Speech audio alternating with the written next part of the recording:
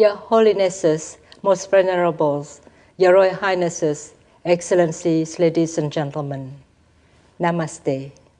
It is an honor for me to deliver an address on the occasion of Dhamma Chakka Day in the virtual presences of most respected Honorable the President, the Prime Minister, and the Ministers of the Republic of India, the most venerated Mahasangha, and other distinguished participants and speakers from friendly countries.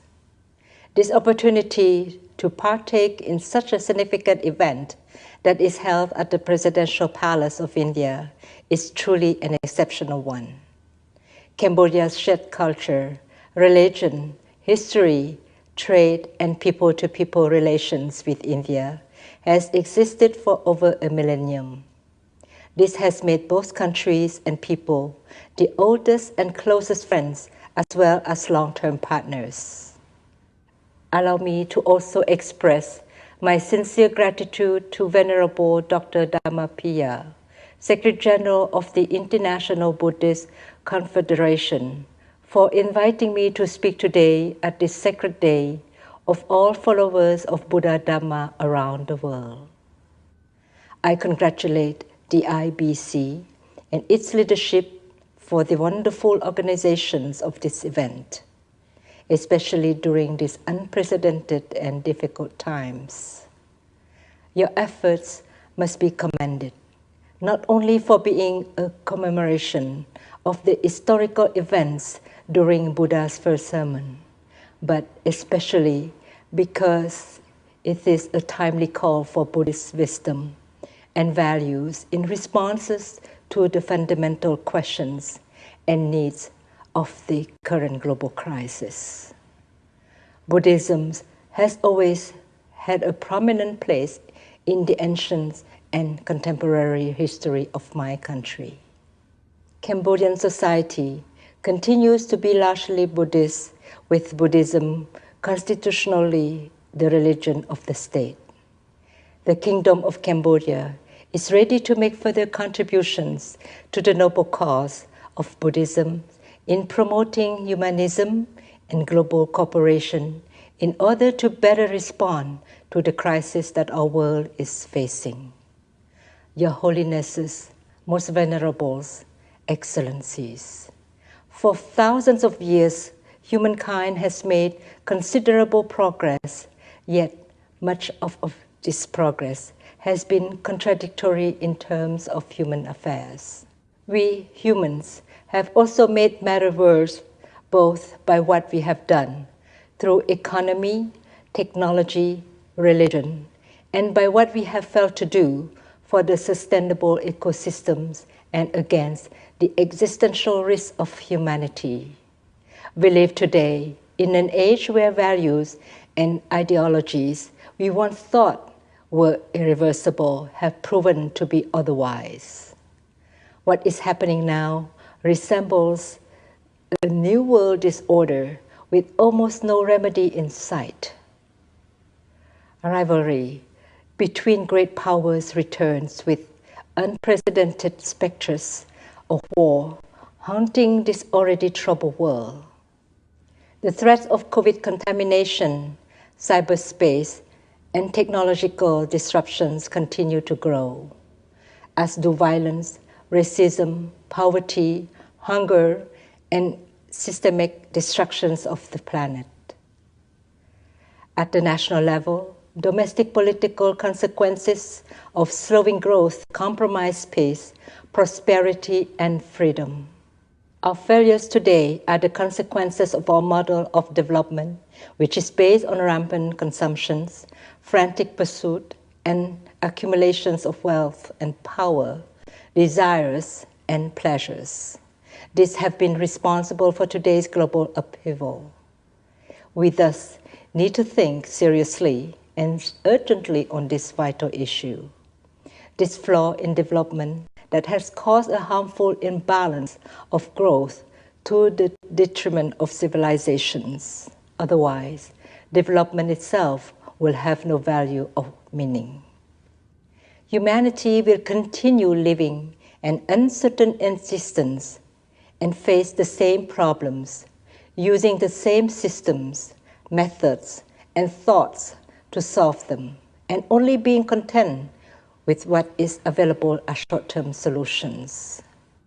Your Holinesses, most venerables, excellencies, commemorating Dhamma Chakka Day today plays a role in helping the world recognize that a Buddhist diagnosis of humanity's predicament is fundamentally correct and that its prescription is contemporary, appropriate, and urgently important for the world in disarray.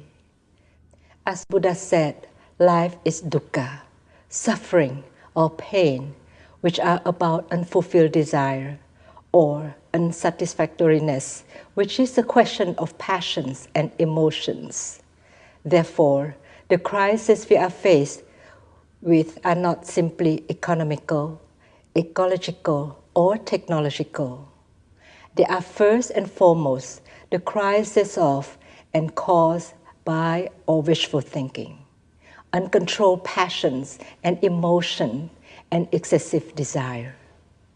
The crises are thus philosophical and psychological and must be solved respectively to the very nature of the causes. It is the Four Noble Truths that brought the enlightened Buddha to realize that all is impermanence and that the impermanence that feeds desire is the main cause of suffering and pain. The origin of dukkha is thirst, that is desire, and the means of removing it is the Noble Eightfold Path. There is nothing born or conditioned that is not subject to the Four Noble Truths. These truths can guide humans through their roles at all times and in all areas. If properly understood and applied, they can bring real positive change into our lives and thus the entire world order. World peace and prosperity cannot be ensured and sustained without these universal truths being properly observed as such, for our failure thus far have been due to the lack of understanding of the reality of the problem and the origin of its cause.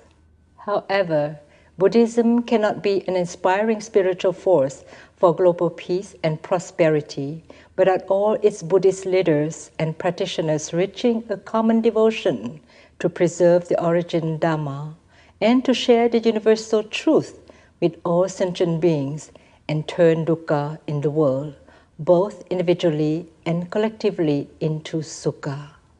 Buddhist concepts of compassion, voluntary simplicity, altruist motivations, and reduction of suffering, though constitute the heart of Buddhist practices and often studies in psychology, remains unfamiliar to economic knowledge as well as to the world of applied economy, which generally concerns itself with the pursuit of material wealth, comfort, and well-being.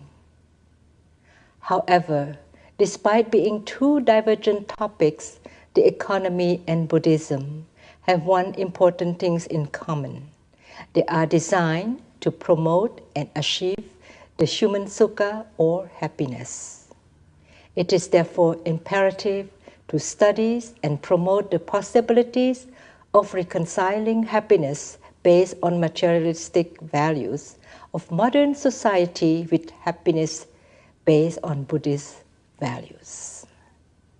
Dhamma practice will help leaders, societies, and individuals reduce desire and calm the mind. It is in the teachings of the enlightened Buddha that rational and compassionate thoughts and actions may rest secured. The human Buddha, the society Sangha, are the triple gems must reconcile and converge in oneness.